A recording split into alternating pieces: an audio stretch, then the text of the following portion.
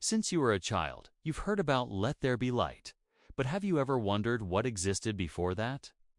This simple question has the power to dismantle everything you thought you knew about creation. Because before the light, there was darkness, there was silence, and there was something even more enigmatic. The Spirit hovered over the waters, but... What waters are these? Why were they already there, even before the word was spoken? And what does this hovering mean? Was it merely a passive presence, or a divine act that carried the true code of creation? Stay with me until the end, because what you're about to discover may surprise you. We're not talking about the common interpretation you hear from pulpits or in Sunday school classes.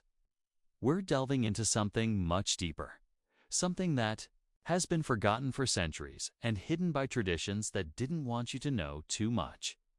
The Spirit of God, floating over a silent abyss. Before time, before matter, before even light. This scene, described in so few words in Genesis 1-2, carries one of the greatest mysteries of creation. An enigma so dense that many scholars simply pass over it, as if they were not authorized to enter. But what if these waters represented something more? A primordial chaos, a cosmic womb, a sacred space where the invisible prepared to be revealed. And if the Spirit, the same one that many associate with the wind, with wisdom, with divine force, were, in fact, activating the invisible structures of the universe, preparing the ground for the creative verb. Have you ever experienced this? That strange feeling that the Bible holds hidden codes, that certain verses seem to whisper something beyond the letter. Maybe this is the confirmation you've been waiting for. You are not alone in this quest. There is much more hidden in this silent scene than we have been told. And now that we've come this far, prepare to step through the veil of the known. Because what comes next could forever change the way you see creation. Perhaps you're now feeling the same thrill so many have felt when they realize there's something between the lines of Genesis that no one has ever properly explained. As if an ancient whisper is calling to you, inviting you to look beyond the veil of words and see what hovers in the invisible. Because, yes, before visible creation, there was a mystery pulsing in the darkness. And perhaps that same mystery is awakening within you now. If this topic resonates with you, if it somehow touched you or made you see creation differently, leave a comment below with what's most awakened you so far. It could be a question, an intuition, or even an experience you've never had the courage to share. This is our space. And when you comment, you not only strengthen this journey, but you also help others connect with this search for something greater, deeper, more real. And if this kind of revelation resonates with you, give it a like. This shows YouTube that this content matters. And, honestly, it makes all the difference in reaching those who are also thirsty for answers that don't fit the shallow explanations we've been given to date. And of course, if you feel like you've found a place where you can explore the mysteries of creation without fear, with freedom and depth, subscribe to the channel now. This is where we will continue this journey together, and it's only just beginning. Because the Spirit wasn't just hovering, it was preparing something. And in the next step, we'll discover what actually began to move in the waters of the abyss. Genesis 1 says that the Spirit of God hovered over the waters. But what does that really mean? When most people read this verse, they pass by it like crossing a bridge without looking at the pillars that support it. It's beautiful, it sounds poetic. But few ask themselves what's really being said there. Before heaven, before earth, before light, before life, there were waters. But what are these waters? And why does the Spirit of God, instead of speaking, creating, or commanding, simply hover? In silence, in subtle movement, as if contemplating or cued. This is one of the most powerful and yet most neglected images in the entire creation narrative. And perhaps that's precisely why it holds such a profound enigma. the Bible doesn't say that God created the waters at that moment. They were already there, present, ancient, eternal, and that changes everything. Because if there were waters before the creative word, then there was something before creation, an invisible field, an original chaos, an abyss full of possibilities. And it is over this abyss that the Spirit moves. But the verb used there, hovered, hides more than meets the eye.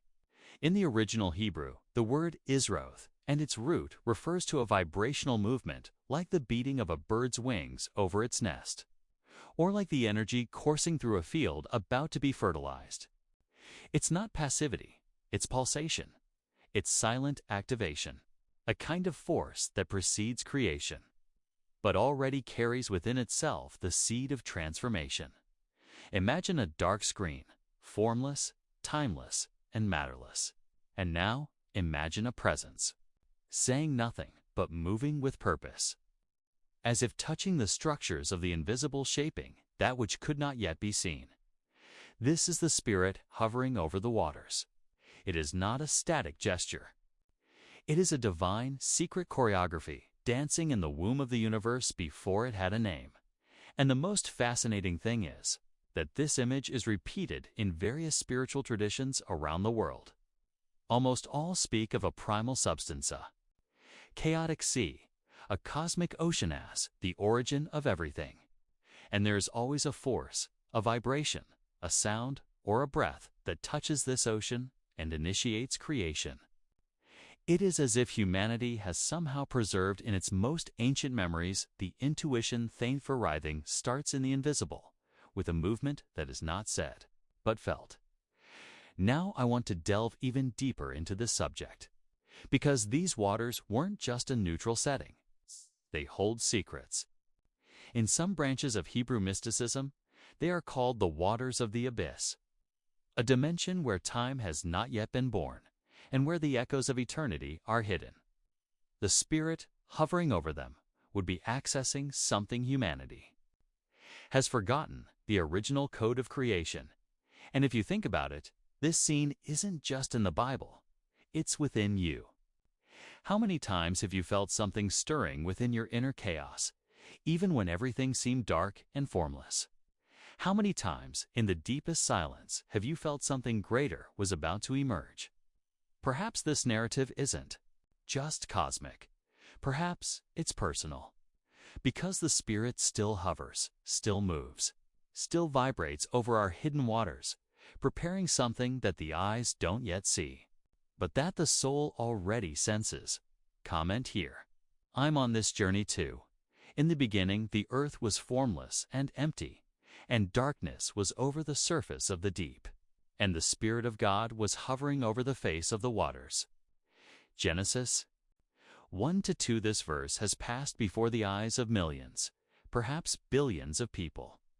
And yet it remains one of the most underrated texts in the Bible. It is not read carefully, it is skipped over, as if it were merely a bridge to the more famous verse, "And God said, let there be light." But what happens before the light is precisely where the true mysteries of creation begin to reveal themselves. Most traditional interpretations treat it as a simple visual introduction, sort of somber backdrop preceding divine action. Darkness, chaos, a floating spirit, nothing more. But would God do something so grand, like beginning the universe on a random, purposeless basis? Within conventional theologies, little is explored about this hovering. The most common view is that the Spirit of God was merely present as a divine witness to the future creation. But something about this image doesn't fit with the idea of passivity. The Spirit of God doesn't observe. He acts, He impels, He transforms. And here, in the very second verse of the Bible, He doesn't create, but moves, vibrates, activates. This is a profound shift in mindset. Because if we understand that everything begins with the Spirit in motion, not with the spoken word, then we are faced with a hidden revelation before any verb. There was vibration before the creative order. There was an invisible force sailing over an eternal abyss. This changes the entire logic of creation. Now I want to delve even deeper into this subject, because this biblical passage, the one so many ignore, may be pointing to the backstage of divine consciousness itself. Think about it. The earth was formless and void. Darkness covered the abyss. But why? Why would the Creator, with all the power to say light and bring forth the universe, choose to begin with darkness, with emptiness, with the abyss? The answer may lie in the very essence of spiritual creation. Everything that is born truly powerful must first pass through silence, through gestation, through chaos. It is contrast that generates consciousness. There would be no light if there were no darkness, and there would be no form if the Spirit had not first touched that which was formless. This verse, which many skip over without noticing, is perhaps the closest we have to the divine mind before time. It is there that everything begins, still, without words, still without sound. Only with the silent presence of an eternal Spirit moving over something that was already there. The waters. This detail changes everything. Because if the waters already existed before the creative command, then they are part of something that was not created at that moment. Something older, a backdrop that transcends our linear understanding of beginning and end. And this is a point that no traditional preaching dares to explore. The waters may have been a symbol of what has not yet been defined, while the raw material of the invisible, or even of divine memory, a field of infinite possibilities where the Spirit navigates before naming things. And this invites us on a journey that goes beyond institutionalized faith. It is a dive into a dimension where creation is not just what was made, but what was revealed.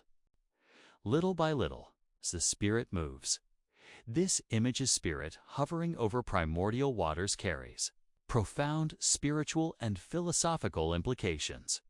It speaks to us of internal processes, of moments in our lives when everything seems disordered, dark, and formless. But even in these moments, something may be moving within us, something silent, yet charged with intention, and perhaps by understanding. This, we can realize that every great transformation begins this way, with the Spirit touching the invisible, even before any light emerges. Write it down, that makes sense to me. Now I want to go even deeper into this subject. If everything didn't yet exist, where did these waters come from? This question seems simple at first glance, but it hides a crack in the traditional narrative that, when opened, reveals an entire ocean of possibilities. Because if we believe that God created all things from nothing, how do we explain the fact that these waters were already there, even before the first word was spoken? Scripture says the earth was formless and void, but it doesn't say the waters were created at that instant. They were present, mysterious, unexplained, and simply accepted. But should we accept this so easily? Or are these waters more than a backdrop to creation, perhaps the very origin of the unseen? Ancient traditions often ignored or even silenced by mainstream theology bring us clues that challenge our understanding. Names in apocryphal texts, and Hebrew mystical records, and even in myths from other ancient cultures. The waters of the beginning are not seen as a physical element.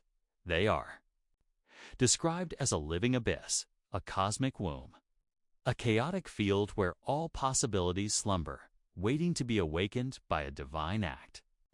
They are what exists before time, before structure, before the consciousness that names dot. And when the Spirit hovers over these waters, it's not over a literal lake or ocean.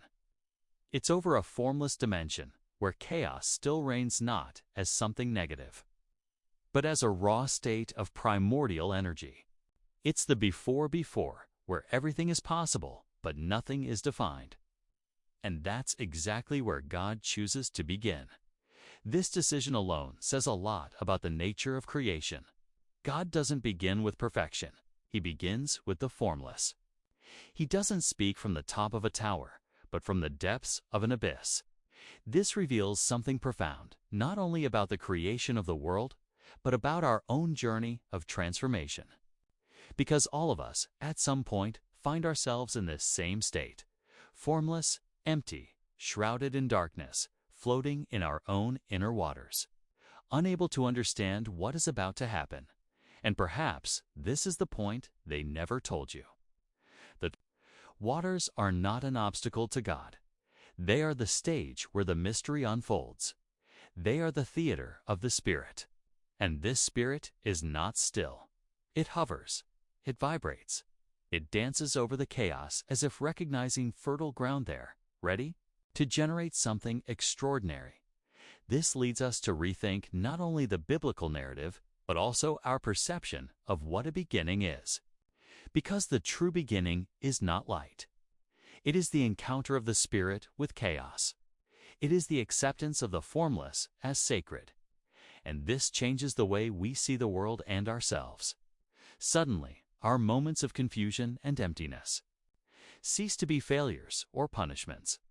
They become the very point where something divine can touch and transform. The abyss is not the end. It is the origin. Many ancient masters taught that chaos is not the absence of order, but a type of order that has not yet been revealed. And the waters symbolize precisely this, the place where everything is present, but nothing is manifested. The divine mind moves there, not to destroy chaos, but to give form to what already exists in potential. And here's a subtle but powerful detail. The Spirit of God doesn't descend to the waters. He hovers over them, as if respecting their depth, as if understanding that there's a secret there that can't be forced, only awakened. This tells us that there are processes in creation and life that can't be pushed or accelerated. They need to be handled with reverence, with wisdom, with time. This movement of the Spirit over chaos is the moment when eternity touches time. It is the exact instant when the invisible begins to vibrate toward revelation. There is no rush. There is no imposition. There is only presence. And it is from this presence that everything is born. Comment here. The abyss is also sacred. Now I want to go even deeper into this subject. The word we translate as hovered does not carry in the original Hebrew the idea of immobility or passivity. The Rutrotherit's vibrational, it's a term that can evoke the fluttering of a bird's wings over its nest.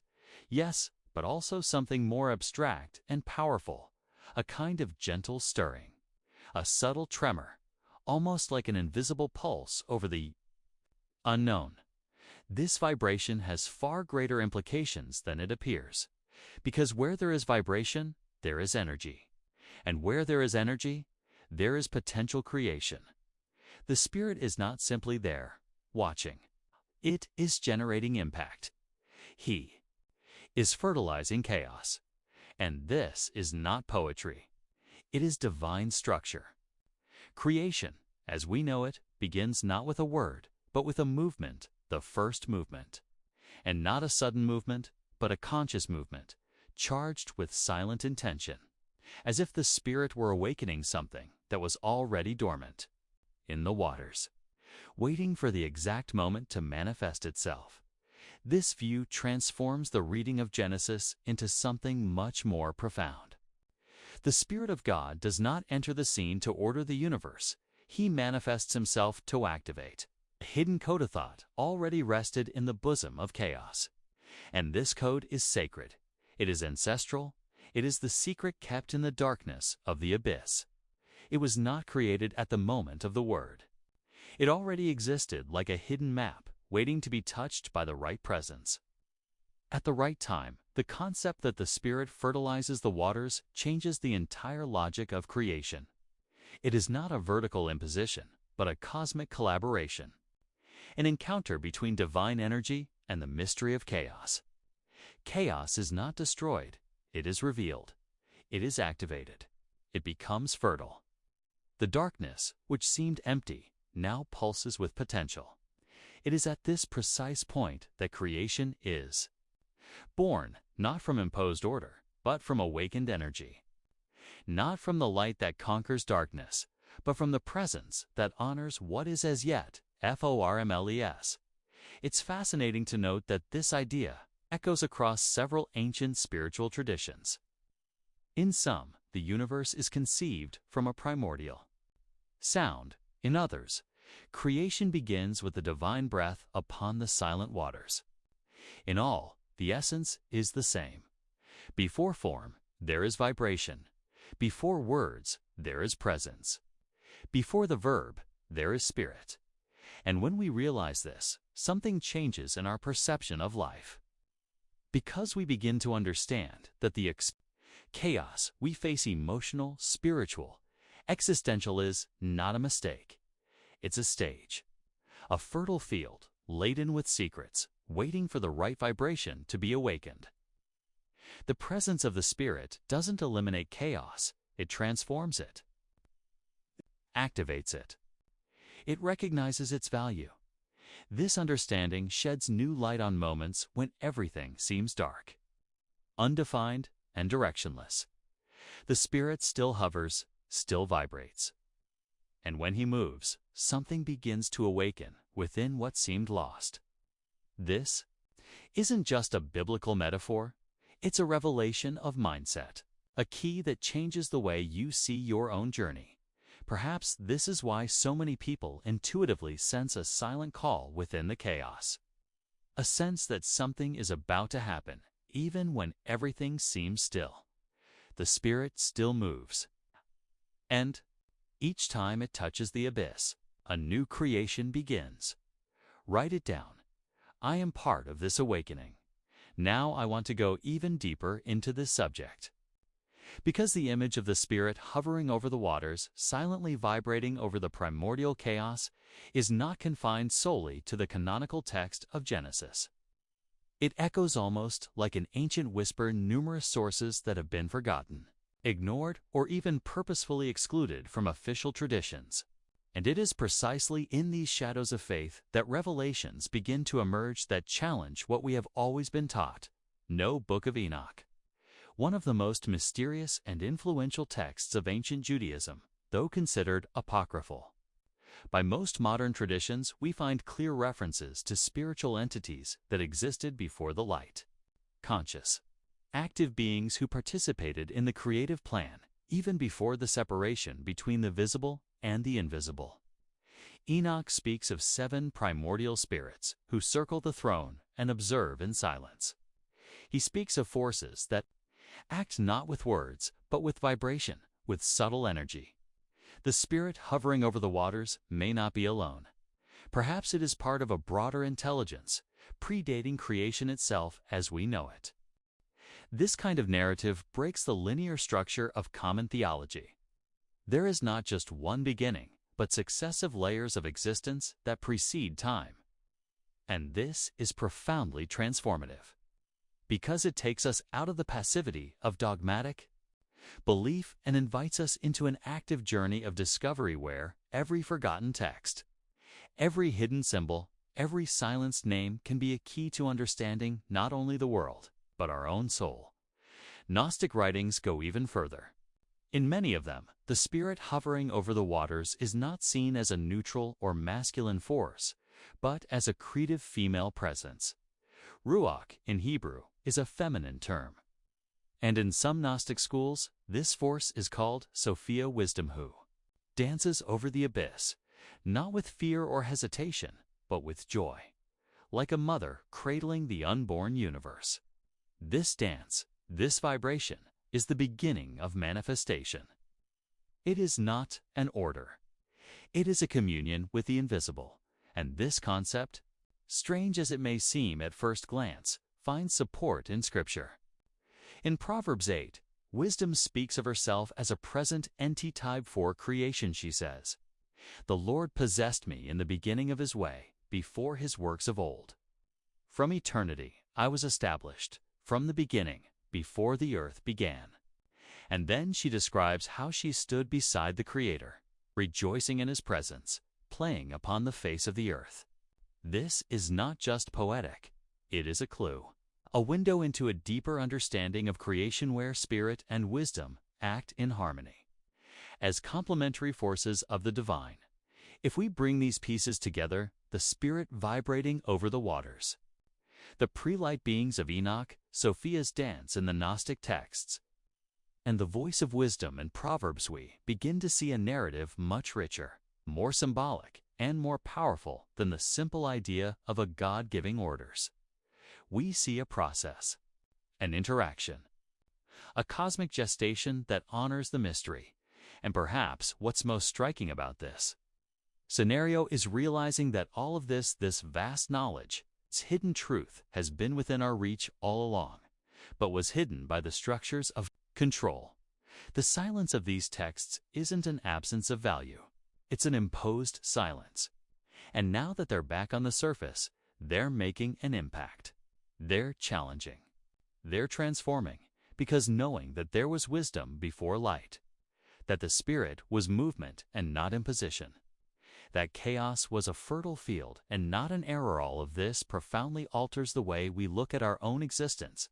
Perhaps there is a prior wisdom within each of us, something that vibrates before any word, an inner dance that has not yet been revealed, but is already in motion. Comment here. There is something before the light. Now, I want to go even deeper into this subject. Because when we speak of a spirit that not only observes, but vibrates, that does not command, but awakens, we are entering a territory where creation ceases to be merely a historical event and becomes a language, a revelation, a mirror. The movement of the Spirit upon the waters is more than a narrative detail. It is a cosmic metaphor, spiritual code that reveals the workings of invisible reality itself. And that changes everything. Creation, contrary to what many imagine, did not begin with the word. It began with silence, with a dense silence full of power, charged with meanings yet unspoken. A silence where everything already existed, but slept. And it is upon this dormant field that the Spirit moves. It does not act like a sculptor before a block of stone. It approaches as one who recognizes the value of something sacred, untouchable, that needs only to be awakened, not molded. And this teaches us another way of understanding creation, consequently, life. This Spirit in motion is the first vibration of the spiritual universe, a subtle touch that doesn't break the silence, but resonates within it, a kind of initial beat, not of a drum, but of a supreme consciousness.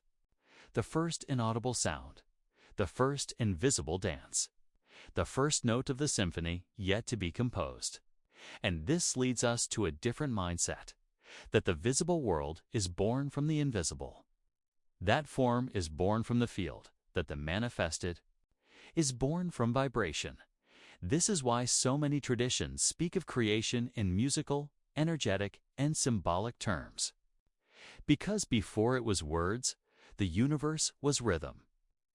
Before it was matter, it was intention. Before it was light, it was resonance. And this resonance continues.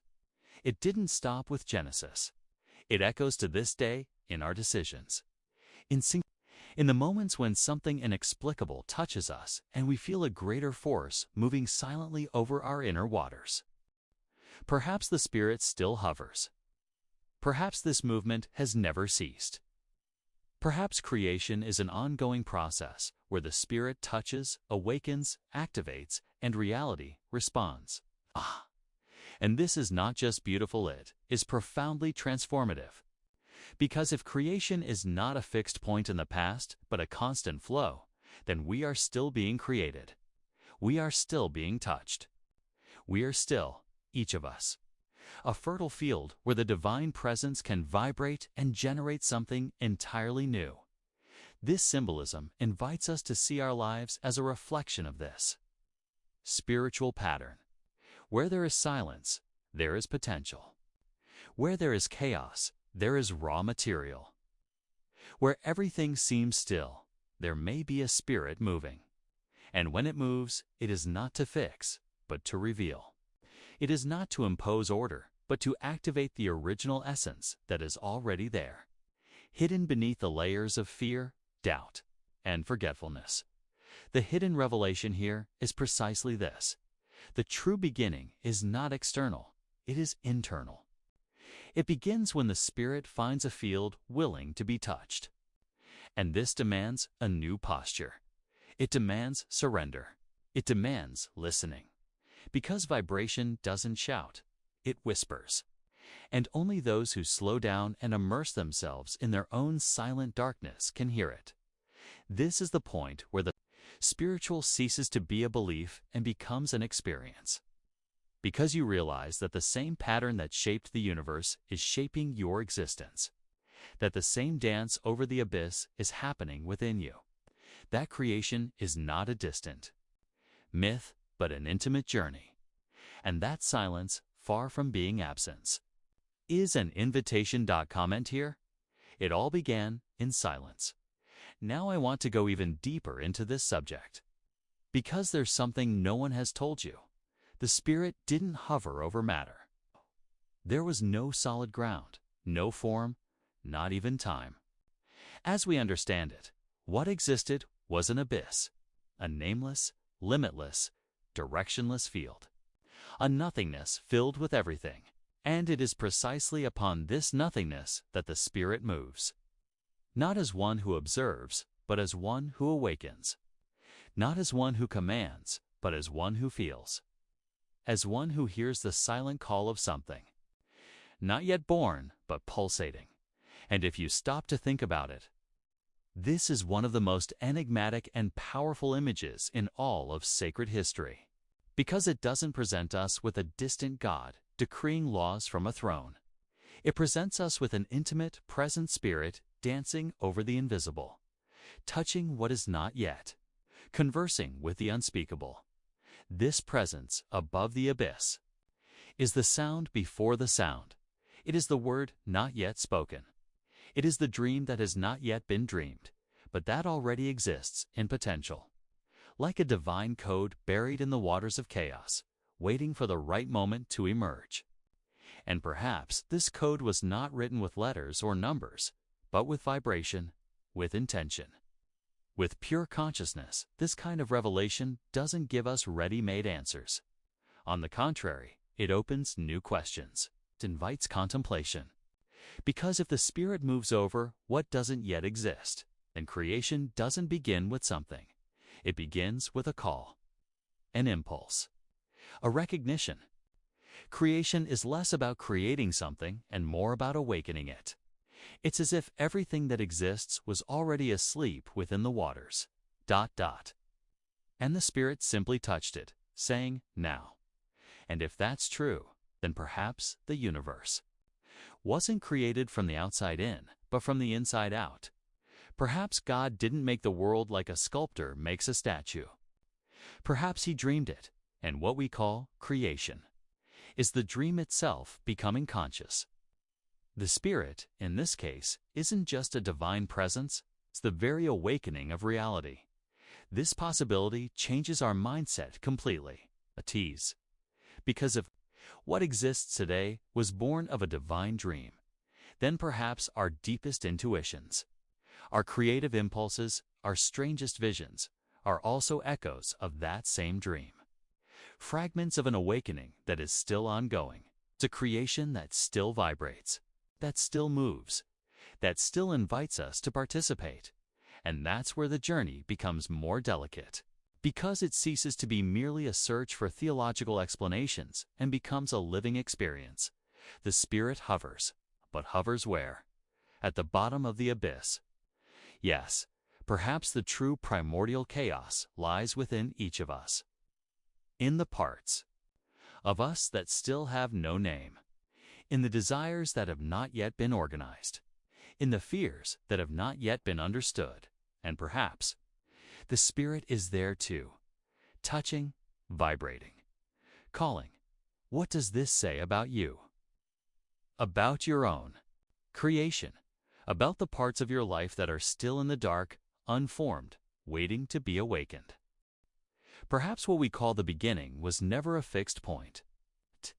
Perhaps it is an ongoing process. It's a stream of revelations that unfolds in every vibration, in every silence, in every decision made from the invisible. The Spirit did not hover over the completed creation. It hovered over what was not yet, over what still slept. And if it's true that the universe was born from a divine dream, then the question remains, is this dream over, or are you still dreaming? Comment here, I am part of this dream. If you've made it this far, it's because something in this mystery also resonated within you, and that, in itself, speaks volumes. This type of content isn't just meant to inform, it's meant to awaken. It touches on what we often feel, but can't name. If this message made sense to you, if it touched you in any way, leave a comment below with the phrase, "I'm with you until the end." So I know you've walked with me through this entire journey, and I assure you, there's still so much more for us to reveal together.